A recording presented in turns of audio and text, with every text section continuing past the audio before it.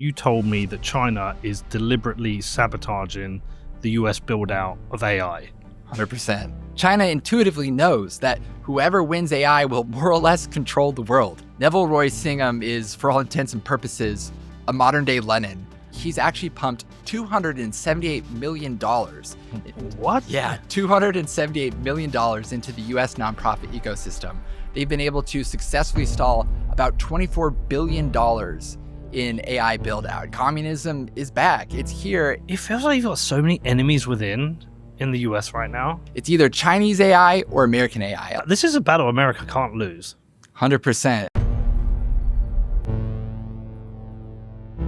All right, Sam, how are you? Good. How are you doing, Peter? Good. So we sat down, had a chat yesterday, and you told me that China is deliberately sabotaging the US build-out of AI. 100%. What is going on? Tell us what's going on here. Yeah, there's a lot of different vectors of attack here. So let's start with the first one that's most in the news recently. OpenAI released a report just a couple of weeks ago that documented a Chinese bot campaign against AI. So what Chinese operators did was they used ChatGPT to set up a social media campaign that was designed to sow doubt and fear and anger towards data center build out here in the United States. They found out in this report that they had created their own memes. The memes are pretty cringy, to be honest, but they have all the hallmarks of ChatGPT slop. So if you're looking for good meme making, don't go to China.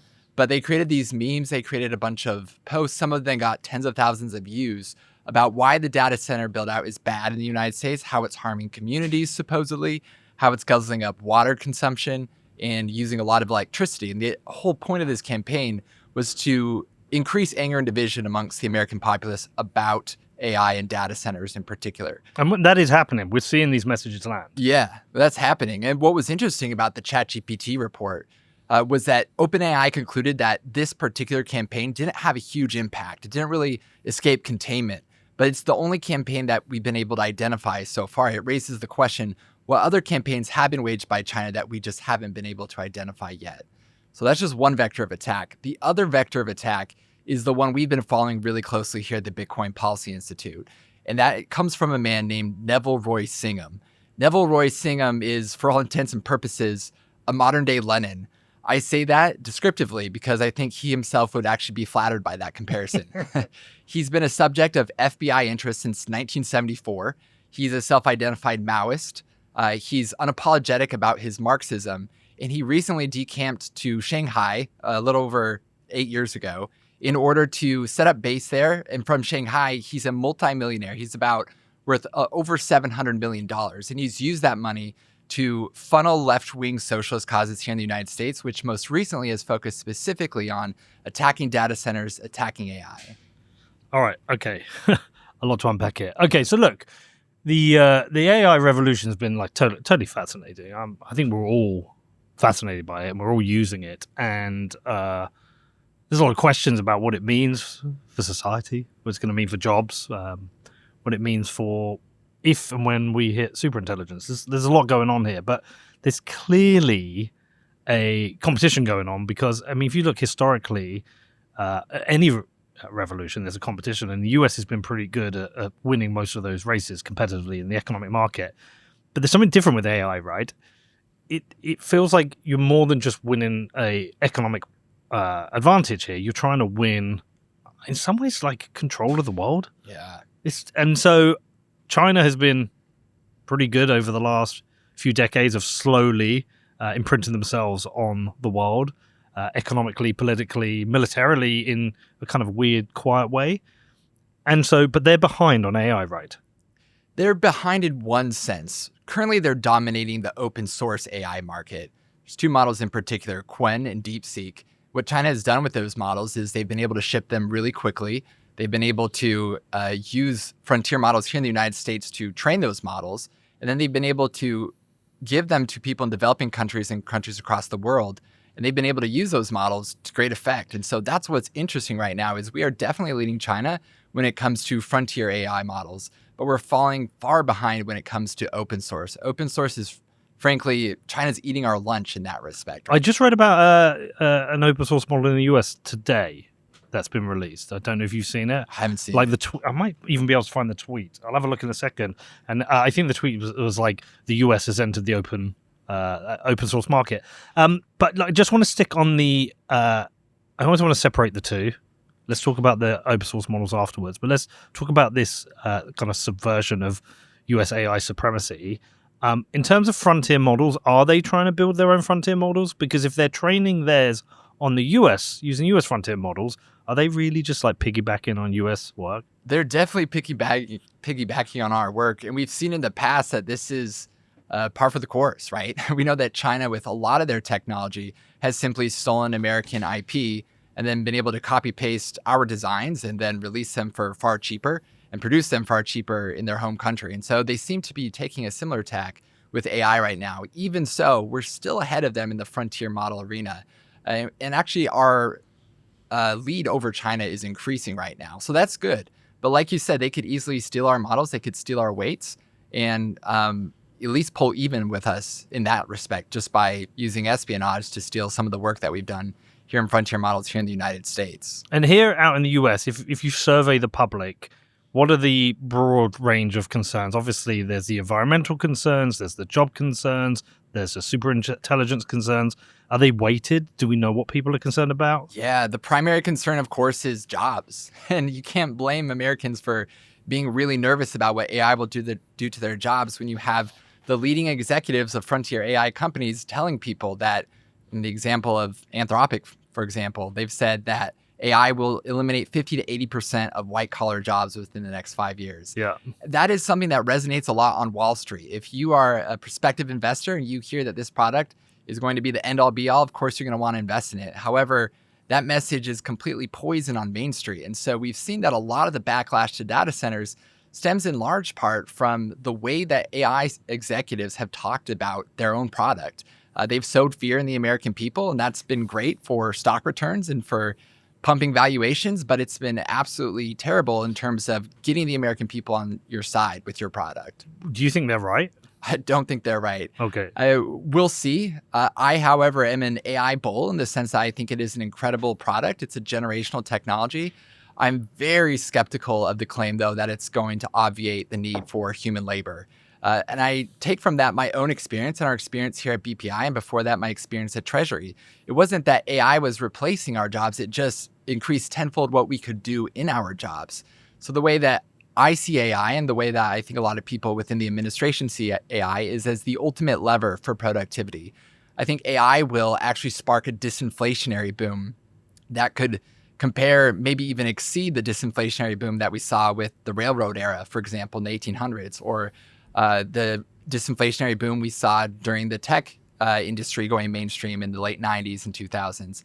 What we see here is that it's increasing productivity and has the potential to bring down prices at the same time. That's the recipe for a huge economic boom and for work that's different in nature than what we're used to, but definitely work that still needs to be done. Sam, what was your background? How did you end up doing this? Yeah, no, I have a very interesting career path. So before I was here at the Bitcoin Policy Institute, I was at the Treasury Department. I was senior advisor and chief speechwriter to Secretary Bessent there. How I landed at Treasury was also an interesting route. I worked at Riot Platforms before Treasury. Yeah. So for those who might not know, Riot Platforms is first and foremost, it was a Bitcoin miner. And then it started to do a lot of work in AI HPC. So I had this interesting background in both speechwriting and Bitcoin and finance, because before that, I was a speechwriter in the US Senate. And so the Treasury Department was looking for someone who was conversant in all three of those areas. And they came across my resume. And so that's how I landed at Treasury. But I really enjoyed my time at Treasury, but I missed my time in the digital asset and emerging technology world. And so I joined BPI just about 3 months ago, and it's been an incredible experience. We're doing a lot of interesting work here. BPI is a think tank that is very much different than think tanks out there, not only in its focus area on Bitcoin, but in what it aims to do. We aim to disrupt the think tank industry. Think tanks are primarily focused on maintaining the status quo, when our philosophy is that a think tank should openly push the Overton window as much as possible.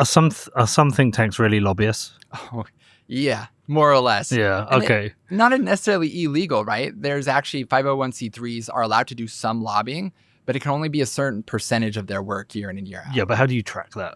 It's hard to track. Yeah. Yeah. So look, we're here in Washington, D.C. So you probably speak to a lot of people on the Hill. So you're probably well connected to what people are thinking about this. Let's dial back in on the China thing. I've seen there's been campaigns against data centers. There's definitely feels slightly more from the Dem side, but I know there are Republicans who are also concerned. There has been pushback against these data centers. I've seen the discussions with regards to water usage. Although, by the way, I did see a tweet that Mark Andreessen shared where all the data centers use something like 7% of golf courses. Yeah. Yeah. But I have seen that pushback. It's not all coming from China, right? There has been some. Oh, yeah, that's a really good, important point to make a distinction on. So, no, not all of this is coming from China. There's a lot of organic, homegrown concern about data centers and their impact on communities, not only the water usage, but the character of the communities themselves. And that's one thing that we're trying to make very clear in the research that we've done. We're in no way saying that the data center outrage is stemming entirely from China. We're saying that a lot of this is organic, but two things can be true at the same time. Number one, there's homegrown opposition to data centers, but number two, there's a foreign influence campaign targeting American AI. What that foreign influence campaign is doing is they're latching onto what is an organic movement, and they're amplifying those fears. They're amplifying that division through protests, through petitions, through social media. They're doing everything they can to get Americans even more amped up about the potential impact data centers can have on their communities. Do you think this is being directed by the Chinese state directly? That's what we're trying to track right now. And I think there's a really good possibility that there is exactly that going on right now. Some evidence for that is the OpenAI report that we talked about recently. Even if it showed that that specific campaign didn't have a huge impact, it shows intentionality, right? So we have no confusion whatsoever that China has every intention to make Americans angry about data centers. And we've seen too through Neville Singham, this modern day Lenin that we've been talking about. He has been aligned with the CCP on every major issue for his whole life, but especially in the last 10 years. Well, hold on, where did he make his money? He made his money, ironically, in tech. He owned a company called ThoughtWorks. Here in the US? Here in the US. Through capitalism? Yep. So through capitalism, he became a centimillionaire, and now he's using that money to spread Marxism. Jesus, they always do this. Okay, so walk me through how influence from China becomes a protest in the US. What is the actual steps? Yeah, so we've been able to trace it all out in a very easy way to understand. So we made a schizo chart. That's what I'm calling it. We'll get that up. We'll put it up. Yeah, so this is the schizo chart we made at BPI to help people see in one image alone just exactly how this works. So at the very top, you have the CCP, the Chinese Communist Party. The Chinese Communist Party has been working with Neville Singham on a number of fronts for the last several years. There is actually a federal investigation into his ties with the CCP right now. There's multiple congressional inquiries. There's a New York Times expose that shows that Neville Singham has been working in tandem with a Chinese propaganda outlet to, quote, tell China's story to the world, which is a direct line from CCP propaganda of note. So what we've seen here is that through Neville Singham, he's actually pumped $278 million. What? Yeah, $278 million into the U.S. nonprofit ecosystem. We're talking very far left nonprofits like Code Pink, the Answer Coalition, Tricontinental. What these things... Okay, can you just tell me about, because I don't know these organizations. Yes, Code Pink is a good one to start with. Code Pink started as an anti-war nonprofit. It's led by a woman named Jody Evans, who, get this, is married to Neville Singham. So they're quite literally in bed together. And But is she here? She's here in the United States. And he's in China? And does she go back and forth? Yep. Yeah. You can even see on her Facebook, she posts, pictures with him when she's in China, then she's back here in the United States.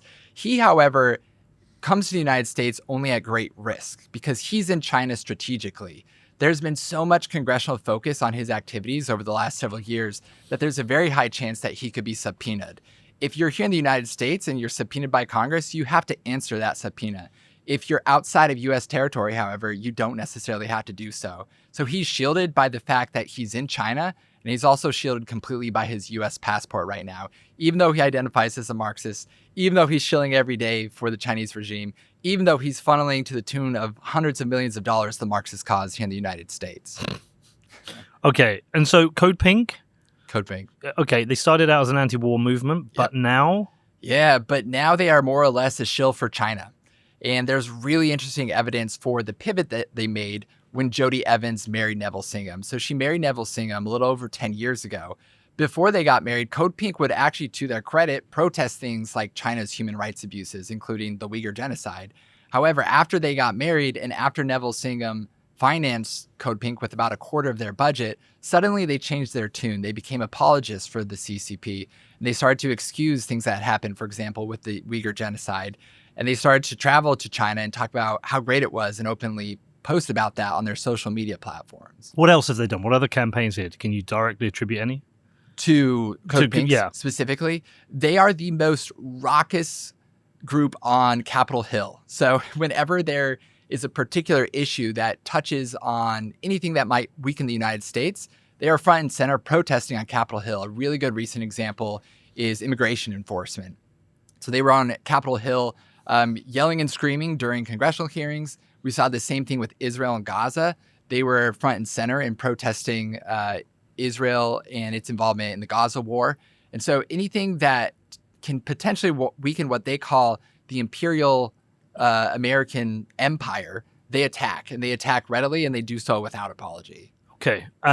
The other groups you mentioned? Yeah, so there's other groups that are all think tanks that provide the intellectual backbone for the group that really matters. So I'll talk about the group that really matters. Yeah. It's called the Party for Socialism and Liberation, or PSL. So the PSL is Singham's political arm here in the United States. The crazy thing about this organization, as we drew this out on the schizo chart, is every single major leader in that organization is also an executive of a Singham nonprofit. Karina Garcia, Ben Becker, Brian Becker, brothers? Yeah, so Brian and Ben, it's actually a father-son relationship. Right, okay. And Eugene Puryear? Yep, Eugene Puryear. And then Karina Garcia and Becker are actually married to each other. So once again, it's kind of all in the Marxist mafia family there. And then you have the person at the top of the presidential ticket for the PSL who also was a Singham executive in a nonprofit. So she and her accomplices, what they do is they wear two hats, and that's how they work this operation. Essentially, Neville Singham provides them with what is ostensibly their day job.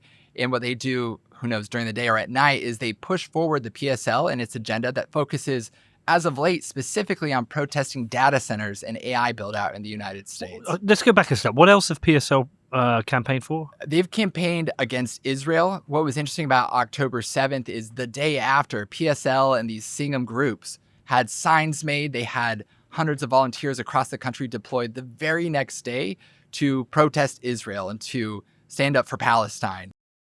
This show is brought to you by my lead sponsor, Iron, the AI cloud for the next big thing.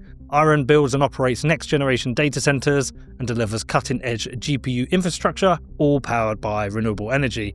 Now, if you need access to scalable GPU clusters or are simply curious about who is powering the future of AI, check out iron.com to learn more, which is IREN.com.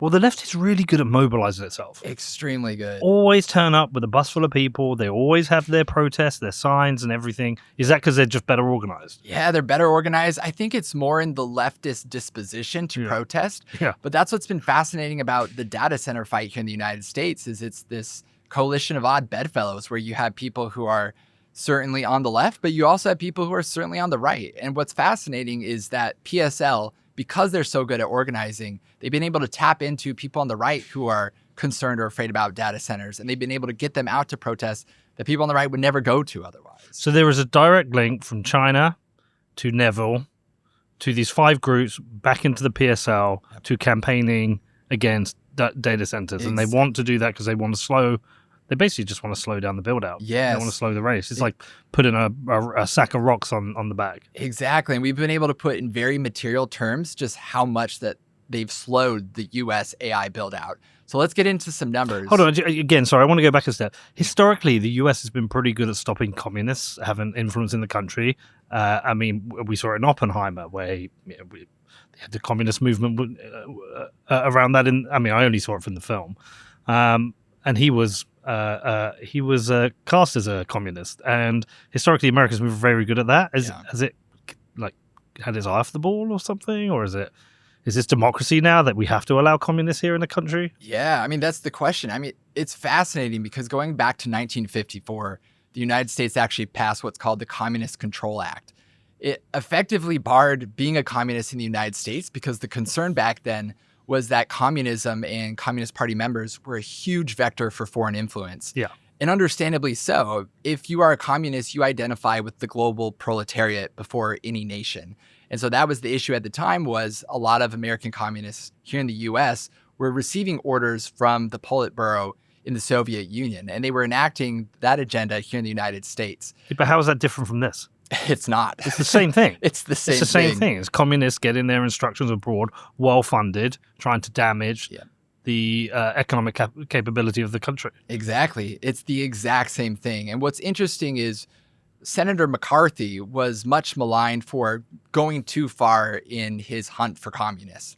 What was interesting about his campaign, though, was he wasn't wrong in the sense that communists had infiltrated every sector of society. Yeah. And it's no different today, whether it's the nonprofit sector or people, as we're seeing in New York, being elected to Congress, or being elected through their primaries. You have the Democratic Socialists of America. What is that other than a euphemism for communism? What was it? Lenin himself who said socialism is the bridge to communism? I believe it was. Yeah. I mean, these people are essentially communists. Right. Whether you call them a socialist or Marxist, they're all fucking communists. They're the same. Yeah. Like, how is the US, as a country that's fought communism for decades, allowing this? Can it be stopped? Can they do anything about it? It can be stopped to the extent that it can be exposed. Legally, though, we have very liberal free speech laws here in the United States, and that's a good thing, right? But what is not legal is foreign influence. And that's our objective with this specific research, is we've been able to trace pretty strong links to the CCP in the data center fight, and we need to expose the foreign influence that's taking place so Americans can see where they're being infiltrated and where they're not. Yeah, but the problem with that is, even if you tell Americans this, you've got a lot of socialist sympathizers in the country now. We've just seen it with Mandami in New York. I don't know when he runs out of money, but there's that new lady they're looking to elect. Yeah, Chevalier. Is she the one who cleaned her hands on an American flag or something? Explicitly anti-American. Yeah, You've got explicitly anti-Americans in America, in Congress even. You've got explicitly anti-capitalist leaders. You've got this massive growth in socialism, sympathy for socialism in the country. Yeah, great, you have free speech, but this is like a socialist takeover of the country. Right. I don't think that's an exaggeration in any way, shape, or form. At any rate, it's a socialist takeover of the Democratic Party. Sure, but we knew that already. Yeah. I think it's only accelerated in recent weeks, too.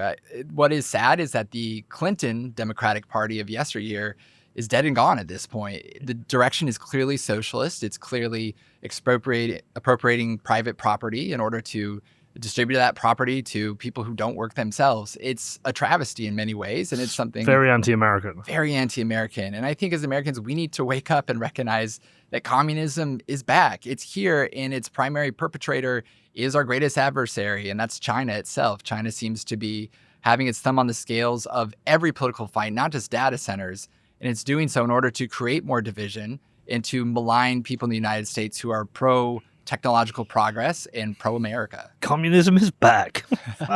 Okay, so back to the PSL. So draw me the line from them to actual data center projects that have been damaged. For sure. So with the Party for Socialism and Liberation, we've been able to track 21 different campaigns taking place across the country. This is from California to Arizona to North Carolina to Virginia to Wisconsin, truly spans the entirety of the country here. And in these campaigns, PSL is either the lead organizer or a member of a coalition organizing against data centers. And they've really done a number on the AI build-out. We've been able to quantify it, actually. We've been able to find 21 different campaigns, and we've been able to attach a specific dollar number to the damage that they've done. So because of efforts and campaigns that PSL has been involved in, they've been able to successfully stall about $24 billion in AI build-out. Yeah, stall and in some cases block the actual capital investment. So this includes, for example, a $12 billion data center that was supposed to be built in Wisconsin. They found out about it, and PSL started organizing members of the community, showing up to town halls, getting people to come with them, ginning them up, making them angry, and they were able to kill a $12 billion data center project in Wisconsin. How does it get killed? Who kills it? ultimately the community. It's really interesting what happens at these town councils, because usually these are very sleepy affairs where hardly anybody shows up. But if there is an organization that is willing to mobilize and sometimes even bus people in, they can fill up those rooms till they're at capacity. And sometimes you have people spilling out of the room, and they make a lot of noise, they yell, they protest, and that scares the heck out of these town council members. And so much so that they're typically able to vote against these data center projects or impose moratorium in some cases. It's interesting because when I worked at Riot Platforms, we had a very similar scenario where we were building a 1 gigawatt data center in Corsicana, Texas, in rural Texas. Beautiful place. But what was fascinating was out of nowhere, one night, the community just came out against us, and we didn't understand why. So we started tracing the influence vectors. What we found was there was one particular woman who didn't even live in that specific city. She lived in the city next door. She had convened with Greenpeace in order to rally against data centers in the United States, specifically in Texas. And so we followed the money. Who was funding Greenpeace at that time? It was Ripple. And for those who don't know, Oh, man. Ripple is the issuer of XRP, right? It's a shitcoin. It's the shittest of shitcoins. Some might say exactly that. And what's fascinating, though, is that we were able to track the money, that it was Ripple who was financing the data center fight in Corsicana, Texas, of all places. When we were able to expose that, the community realized that there was a lot of money involved, and we were able to simply dispel a lot of their concerns and separate fact from fiction. And eventually they came around because... How big is Corsicana? Corsicana, I'd say a population of about 8,000, pretty small. And how many jobs would this place? 150 jobs. And good jobs, well-paid jobs. Yep, with benefits. All local jobs, or would people have to come in? There was a lot of construction jobs, which I don't even think were included in that 150 number. But 150 just local jobs alone. So good local jobs, training for local people, new skills for local people, benefits for local people, money in their pockets that they can spend in the local community. Exactly. Yeah. Yeah, lots of investment in the community itself. And that's what's so ironic about the data center fight is the PSL claims that it's doing the bidding of the working class. However, what we're seeing with the data center build-out is it's causing a blue-collar boom across the country. There are hundreds of thousands of temporary construction jobs being created, but they also expect tens of thousands of permanent data center jobs to be created as a result.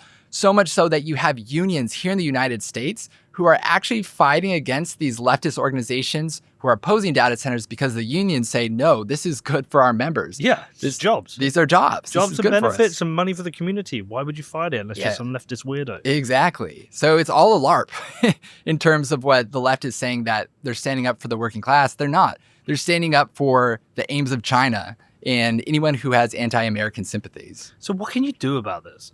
Yeah, that's the question of the hour right now. For our part, we're just trying to expose what's happening. As it stands currently, there's this narrative that the data center opposition is entirely organic. And again, there's a big part of it that is organic. But what we've seen is that there's an inorganic element to it too, where clearly China has infiltrated the domestic discourse here in the United States. We want to expose that. And then we want to ask the follow-up question for the American people. Why does China want to slow the AI build out? And I think that's key to understand. China's trying to stop the American AI build out because they want to beat us in the AI race. And Peter, this touches on something you were talking about at the very beginning. China intuitively knows that whoever wins AI will more or less control the world. PSL has said as much on their own social media account. Who controls AI will determine the future. And they're not wrong. And why is that? It's because... Yeah, what does it actually mean? Like, you know, there's a reality here.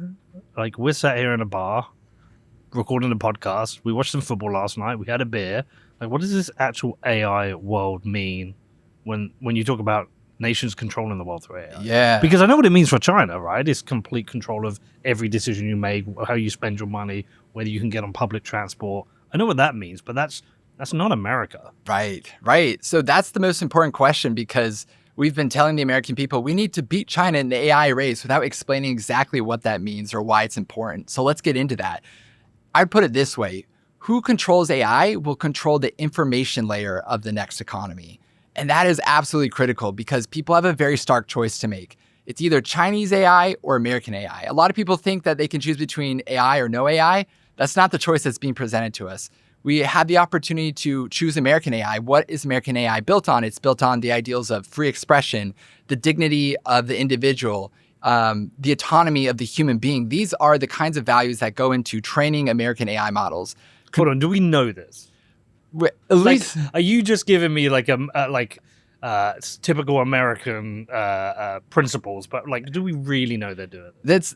That's a very fair point. I mean, I do know DeepSeek is bullshit. I downloaded it. Right. In another interview, I searched up Tiananmen Square. Like, completely AI watched it. Yeah. You know, like as Google did for them with their Google search results. Like, I get it, but is it really that? Is it the principles are actually built into the AI, or is it more that they are American companies and you hope they have those principles because right. With the frontier companies, probably more of the latter. Yeah. However, this speaks to the importance of open source AI, because open source AI is built around the principle that AI is for everybody and that it should be, as the name would entail, open source. It should be open to freedom of information as much as possible. It should be a tool that you can use to tweak however you want.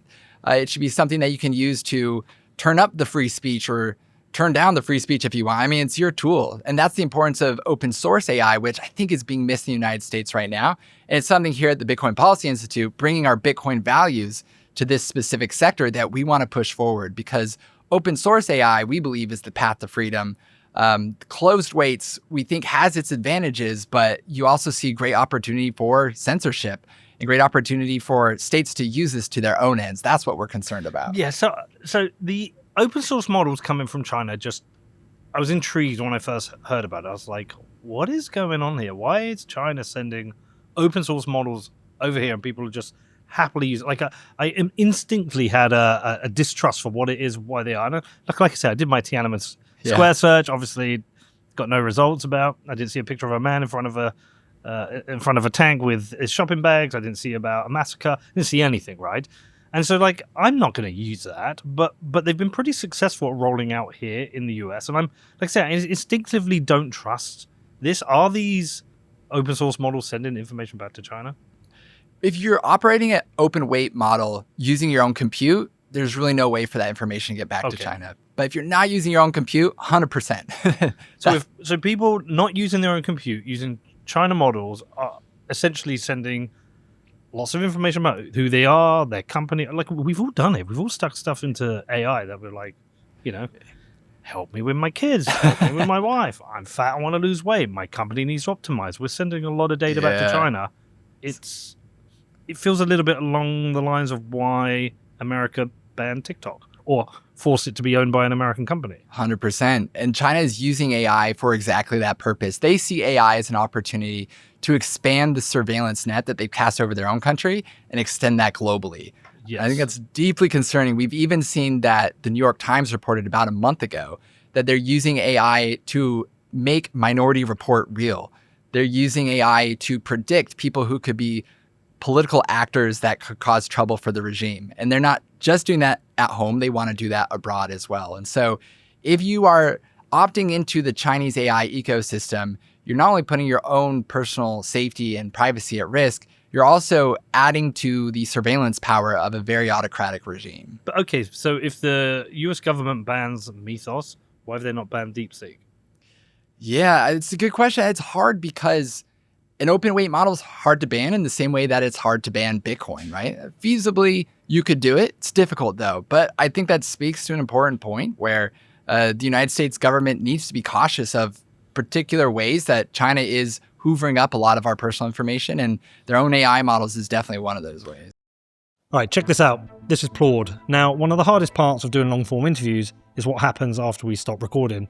I could be sat here for 3 hours talking about AI, politics, economics, and all that civilizational stuff, and then immediately afterwards I need to provide a brief to my producer Connor. He wants to know what the title's going to be, the thumbnail, what clips matter, what's going to be the open and hook.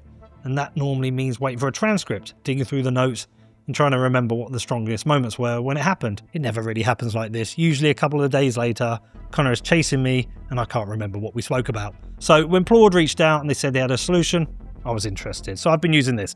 This is the Claude Note Pro. I just literally leave it here on the desk during an interview. And once we're done, I instantly have access to searchable text from the conversation. So instead of relying on my memory after a 3-hour show, I can immediately pull quotes, identify themes, and send a proper brief over to Connor. And honestly, some weeks I'm doing 3 to 4 long-form interviews, so Claude has become incredibly useful. But it's not just for interviews. We're planning shows in the car, there's post-show discussions, and sometimes just random ideas after recording. All those conversations we don't normally capture. So look, if you're thinking of using Claude, obviously follow local laws and get consent when recording conversations. If you're a journalist or a podcaster, I think Claude is something you're going to like. So if you want to find out more, please head over to plaude.ai/McCormack for 20% off. That is plaude.ai/McCormack, and Plaude is spelled Plaud. All right, listen, I just found that thing about the model that's opened here in the US. Okay. Aloha.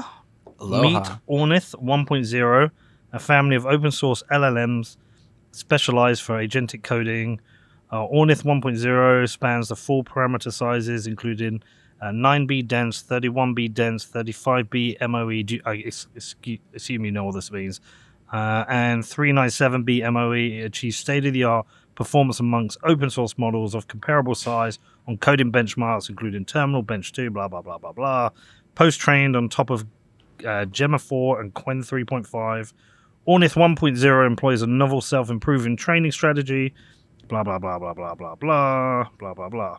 And then somebody just retweeted it. Ryan Shea? Oh, he follows me. Interesting. Experiments in AI and bio. Former senior advisor, FDA, co-founder at Stacks, 10 unicorn investments. Hi, Ryan. Thanks for this. So he said, what the fuck? This is insane. This is the first open source model from a US lab that codes at frontier levels. The open source frontier no longer exclusively belongs to China. The US is officially in the OS model race. It's huge. That's a big deal. Yeah. I mean, this is really promising because what you're seeing take place in the United States right now is a sudden shutting down of accessibility to frontier models. We're concerned about that here at BPI because we believe that artificial intelligence should be available to everybody. This is promising, though. You're talking about the Mythos situation. Exactly. So with Mythos right now, with Fable, Anthropic has been required by the US government to provide proof of citizenship if you want to use it. Which is impossible. Arguably, it's very difficult to do. It's possible, but very hard to implement. And very hard to make sure that it's 100% accurate, right? What was the USG reason for that? Yeah, the idea behind this is that without these export controls, Chinese actors can use these models to do what are called distillation attacks.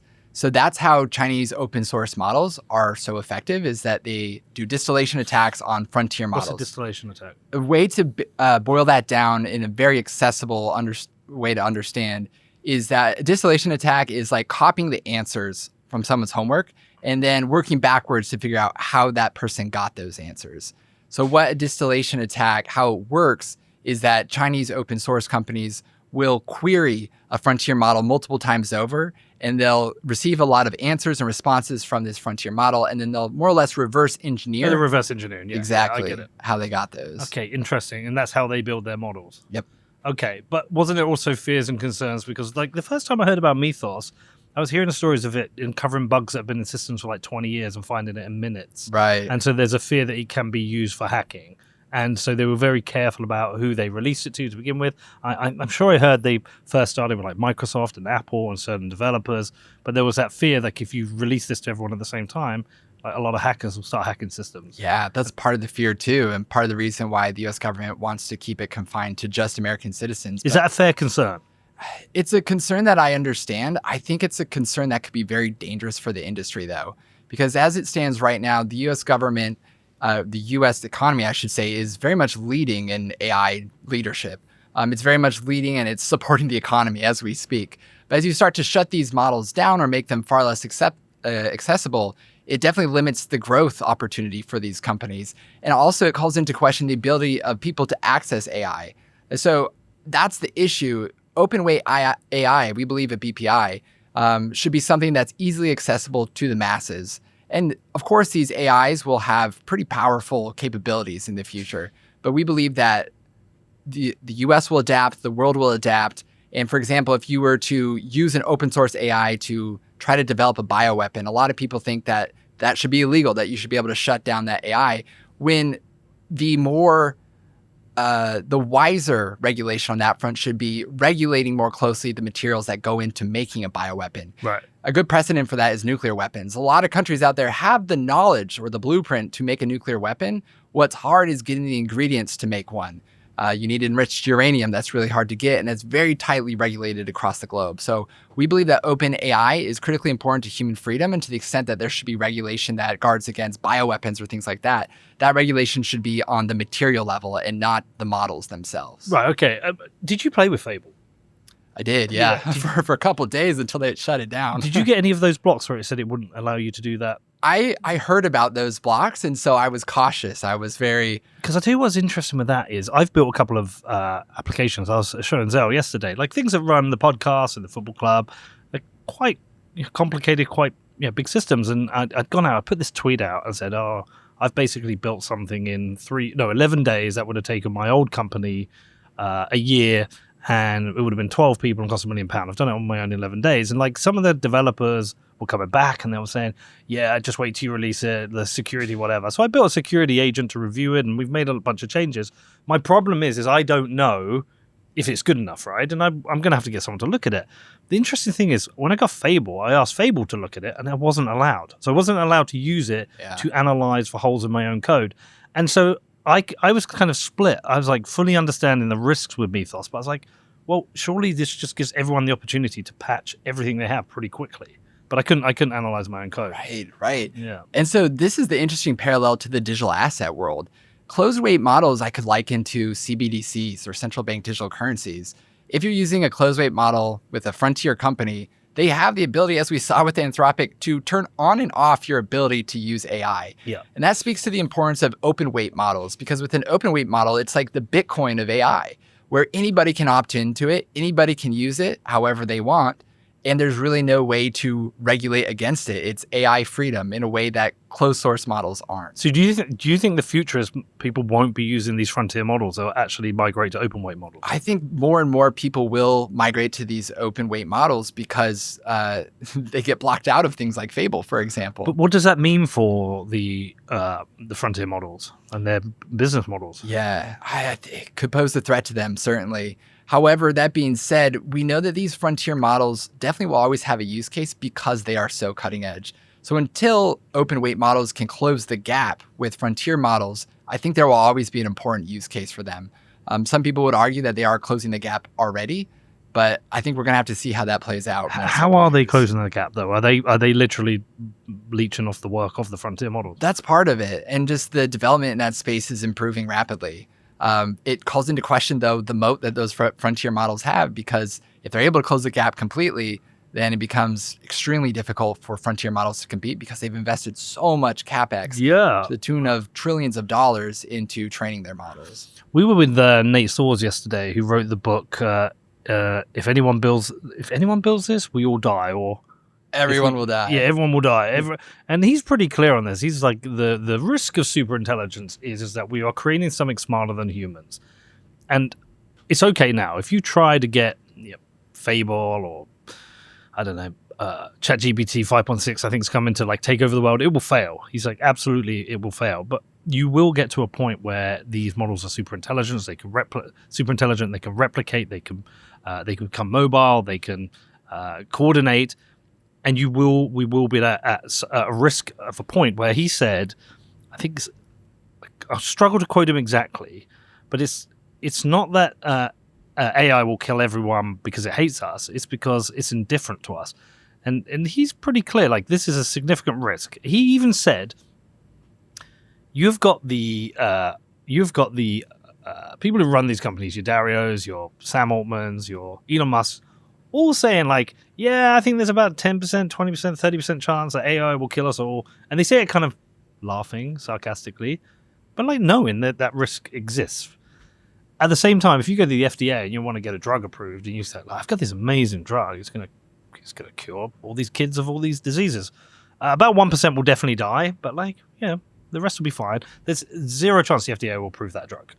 And so his question is, why are we allowing this fast acceleration towards superintelligence when we don't really know what it is? We don't know why it does what it does, and it might kill us all.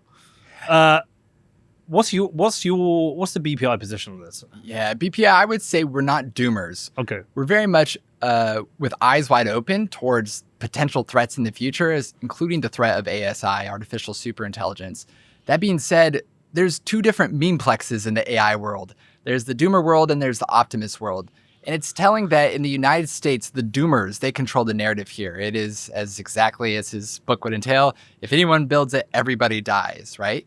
Whereas in China, they're not what's called AGI pilled. In other words, they believe in China that AI has a lot of promise and that it will boost the economy, that it's an incredible tool, but they don't believe in China that they're building a machine god.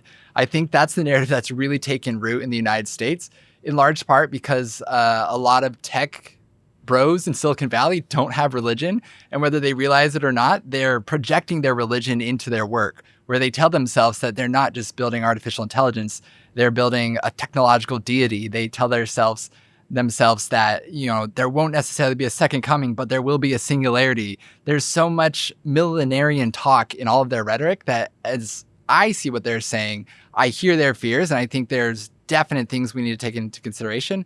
But for the most part, I see the religion that they're creating in real time, and I'm very skeptical. Hold on, let's work this back. Yeah. Would you say there's a non-zero chance that superintelligence can kill us all? Yes. Yes. Okay. Do you have your own kind of like P-doom?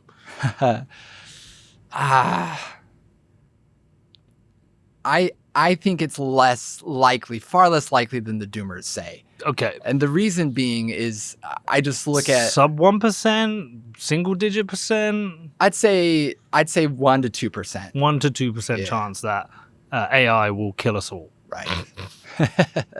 Okay. If you were going to get on a plane and as you were checking in, they said to you, by the way, this plane you're going to get on, it's got a 1 to 2% chance of crashing. Would you get on it? I would not get on it. You would not get on that fucking plane. I would get on that plane if there was a 0.1% chance. Right. I get on planes because it's like, what is it? One crash every 14 million miles, something ridiculous. Extremely safe. You basically hear of 1 or 2 major crashes a year. It's very rarely a British Airways, American Airlines, Virgin, Qatar. Like you can be pretty safe on these airlines. Yeah, I hear everyone's got their P-doom. It's usually single figure digit or small double digit. And I can't help but go, hold on a second, what are we doing there? Yeah. My concern with P-doom and the talk of ASI is that we're putting the cart ahead of the horse here. ASI is a real probability, but we're still far ways out from it. And I think you could talk to a lot of technologists in the industry who would agree with that assessment. What I see from someone who's been in Washington, D.C. for many years is that there's a lot of people in the AI industry who are doing a regulatory play. I would describe the current policy You call it a grift? Yeah, to a certain extent, I would. Why? What's the upside? The upside is if you can scare the American public, and especially the US government, into thinking that your product has the potential to kill all of humanity, immediately you will be nationalized. The government will buy the shares of your stock for starters, and you will essentially have won the AI race. And that's what we're seeing take place to a certain extent with Anthropic right now. If I were to hold on, so you believe the owners of these frontier models want to be nationalized to win the race? Yeah. Huh. Interesting. If I were to describe just real quick, the Anthropic approach right now, it's nationalize me, daddy. Like that's you think Dario wants that? Yeah. Bold statement. I do. What do you think of that, Con? Didn't they turn down the government contract quite recently? So what's happening with Anthropic right now? They're playing hard to get, dude. They're flirting. Playing hard to get. They are locking horns with the administration right now, but they've also done a really successful job at making the administration think, probably rightfully so, that their product is incredibly powerful. So what's happening is they have already successfully imposed export controls with Anthropic. A lot of people would say that's premature. Mythos is an incredible product, but it's not necessarily a threat to national security. So what I think is happening right now is Dario and others, the reason that they've been so heavy on the P-doom narrative is that they want to scare policymakers in particular because they want to show that they are the product that's going to win, and therefore they are the product that needs to be regulated. Because if they can build a regulatory moat around what they're building, they have no competitors after that. So this is basically the same as Starbucks wanting massive, in the UK, we have this issue whereby the large employers want strong employment rights because it creates a moat where the, say, small coffee shop can't compete. Yep. So it's just regulatory moat. Exactly. Interesting. Okay, so what about let's talk about the engineers, the safety engineers, who, like, a few of them have quit and said, yeah, we're fucked. Go home, spend some time with your family. You've got 3 years left, 4 years left. They've got no grift. They're leaving jobs where they're very well paid. Yep. They have to write poetry, paint pictures, be with their family. They've seen inside these models. They don't know what the fuck's going on. They're a little bit worried. Yeah. What about these guys? I think they need to touch grass. I think, again, that narrative in Silicon Valley is so strong that they're not involved in just a run-of-the-mill technological product, but they're actually involved in bringing about the singularity. There's so much religious talk in the way that they discuss their own products that for someone who's a Christian from the outside looking in, I see what they're saying, and it sounds a lot like Christianity. You have the same doctrine of singularity is the second coming. You have the same idea of if you don't believe in God, then you can create it. There are people within the AI movement who have said exactly that. And so I think that what's happening right now is there's a lot of hype, a lot of fear, a lot of concern, and a lot of it is actually religious in nature. But because these are a lot of secular technologists, they just don't realize how religious their rhetoric has become. You can't. I understand. I understand the point you're making. You can't attribute that to everyone, though. Not to everyone. And I think there's a lot of people out there who have very legitimate fears and that they are authentically concerned. So I should be clear that a lot of people who talk a lot about the doomer narrative, I think a lot of them are being cynical and using a regulatory play. I think a lot of them are true believers, though. I think they're truly bought into the things that they're saying. I'm just far more skeptical of it, just because if you look at the whole of human history, with every technological development we've had up till now, there's been a lot of consternation about what that would do and how it would impact humanity. But always on the other end of things, humanity's come out, okay, I think a really good precedent for this is actually nuclear weapons, right? There was a non-zero chance that when they were developing nuclear weapons, Oppenheimer said that it could light the entire atmosphere on fire, right? What was it? 3 in a million chance they had it down as?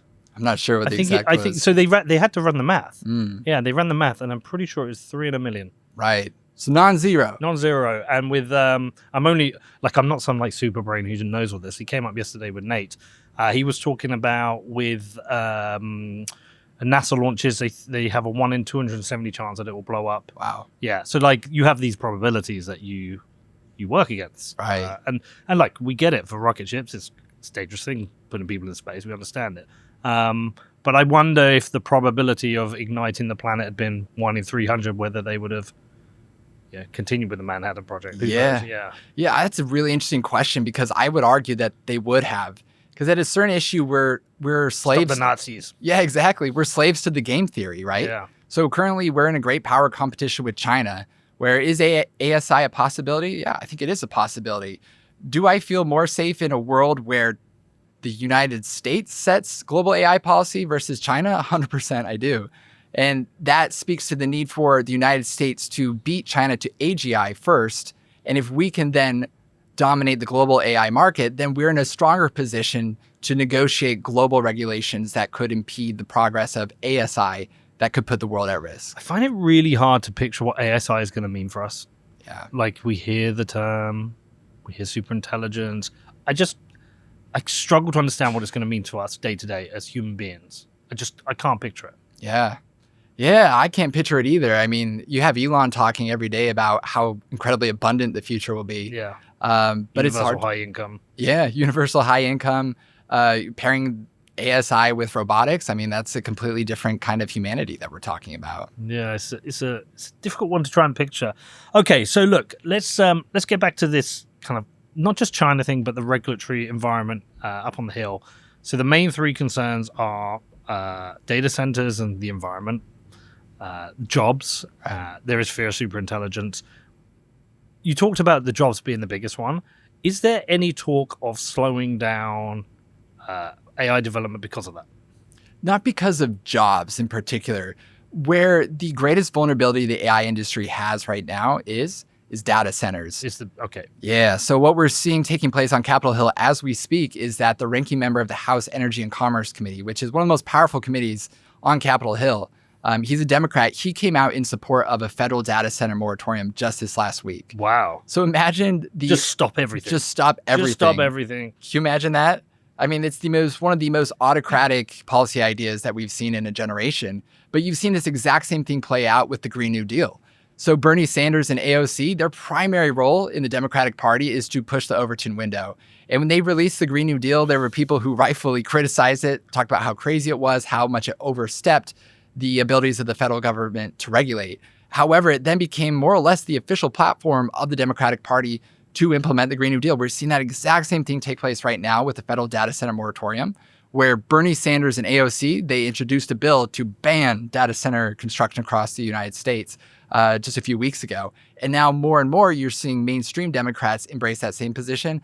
I would put the odds of a federal data center moratorium being an official plank of the Democratic Party here in the United States in 2028 at about 80% right now. The moratorium. 80%. The moratorium is already active in many states, right? It was about 12.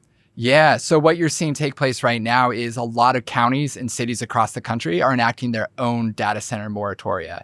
So we've actually been able to track with our research, this PSL group linked to China has been able to push forward 10 moratoria just through their own activism and partnership with other people. And so you're seeing it take place on a local and state level. Conveniently, though, those moratoria are pretty limited, 3 months, 6 months, sometimes a year. They're not a blanket ban. But what's happening, especially on the socialist wing of the party, is that they use that moratorium as a beachhead. Once they get that, they say, now that we paused data center construction, we need to ban all data center construction. And don't underestimate how extreme things can get if those socialists aren't kept in check. Yeah, so what actually happens is do these data centers not just move to like red states, red cities? Yeah, well, what's taking place right now is we've seen a lot of moratoria in those red states because, because the PSL and these far left organizations have been incredibly good at organizing, even in places like Utah, for example. So communists are flipping Republicans. Yeah, at least on the local level, it's taking place. Utah's a perfect example. Mr. Wonderful, or Kevin O'Leary, has very much been in the news recently for the data center he was building in Utah. What was interesting was PSL, or Singham's He was group. on Tucker talking about that. Yeah, right? he was. And to be honest, O'Leary, I know he has good intentions, but for a foreign billionaire from Canada to be talking about the need for U.S. national security data centers, it just doesn't really add up. By the way, did you see him in Mighty Supreme? I heard he was good. I heard he was really good. He was unbelievable. Yeah. He was unbelievable. I think it's his first ever role. He was brilliant. Renaissance man. Just go watch it. It's unbelievable. Like, he's got a career as an actor now. Yeah, there we go. Yeah. Okay, sorry, continue on that. Right. So Utah. So in Utah, we saw PSL was heavily involved in the protests against data centers, so much so that they were able to rally hundreds of people at the Utah State Capitol to protest these data centers. As a result of all these public demonstrations, the governor and state senate of Utah came out and told Kevin O'Leary, you need to cut your project at least in half. So they were able to scale back significantly as a result of these public demonstrations. And after that, they were able to enact a moratorium on the county where that data center was going to be built. And other counties next door followed suit. There's a contagion effect to these moratoria where when one county does it, especially in rural areas, another county will follow suit. It's so dumb. It's really dumb. It's so dumb. These are data centers. I mean, they first of all, it's important to note that the policy of the Trump administration right now is BYOP, bring your own power. And that is important because we don't want these data centers to be a huge strain on the grid. The American people shouldn't have to pay for the extra power that these data centers are using, but this particular data center in Utah was going to be built on a natural gas pipeline for that exact purpose, to use the gas from that gas pipeline so it wouldn't pull any energy from the grid. It feels like you've got so many enemies within in the US right now. Yeah. That's why Elon's going to space. Yeah. You can't put a moratorium on space. I don't know, man. The PSL might get the little green man out there campaigning against it. Zero gravity protests. I do wonder how real those data centers in space are going to be. I think it's feasible. Both Elon and Bezos have talked about it. If it were just one technologist, I would be more skeptical. But usually when Elon predicts the future, he does a pretty good job at making it come to pass. He does everything. Yeah. He builds everything. Oh, wow. Okay, so this is a battle America can't lose. 100%. And the stakes couldn't be higher. Like we were talking about earlier, it's American AI or Chinese AI. Do we want AI that allows us to freely express ourselves, that is built on the idea that humans should have access to information? Or do we want AI that is CCP in its orientation, that won't tell us what happened in Tiananmen Square, that has no respect for the individual or ethics in general? Okay, and your report is coming out Monday. It's Friday today. This will probably come out after it. Cool. So the idea of the report, what will the report do? The report will make very clear in indisputable terms that the Singham network, which has these direct ties to China, is having a material impact on the data center build out here in the United States. And we believe that's because he wants to help China in their effort to slow US AI infrastructure development. It feels like treason, but can we use that word? I couldn't agree more. I mean, he is actively agitating against the United States and encouraging other Americans to do the same. I think it's something that we need to figure out. What can be done? Like literally what can be done? He can be subpoenaed. I think that's probably the first step. The difficulty is, though, if he's subpoenaed, he's in China, so he's outside U.S. jurisdiction. There's not much that can be done about it. But what about his network? His network can be subpoenaed because they are based here in the U.S. Right. They've also cultivated a lot of relationships with other countries, though, including Cuba, Venezuela, countries that are on the OFAC sanctions list, right? Shows how deep their foreign ties run, that they could decamp to those areas at any time. But I think if you were able to act in such a way that you subpoenaed them before they leave, then there's a chance that they would have to testify before Congress about exactly what they're doing and exactly what their ties to China are. All right. Is there anything on this topic I've not asked you about you wish I had? I think we covered it pretty comprehensively. Okay, so the report will be out by the time the show goes out. People can get that on the BPI website. We put it in the show notes. Anything else you want to tell them? Just don't believe everything you hear about data centers right now. It's a meme. Data centers bad is the meme. And I just hope that people can look deeper into the impact these data centers actually have on the community and recognize that when you're complaining about a data center online, you're actually using a data center to do it. And so let's not fall victim to the meme here. Yeah, brilliant. And stop being a Marxist. All right, look, appreciate you doing this at short notice. Thank you. And thank you everyone for listening. We'll see you soon. Bye.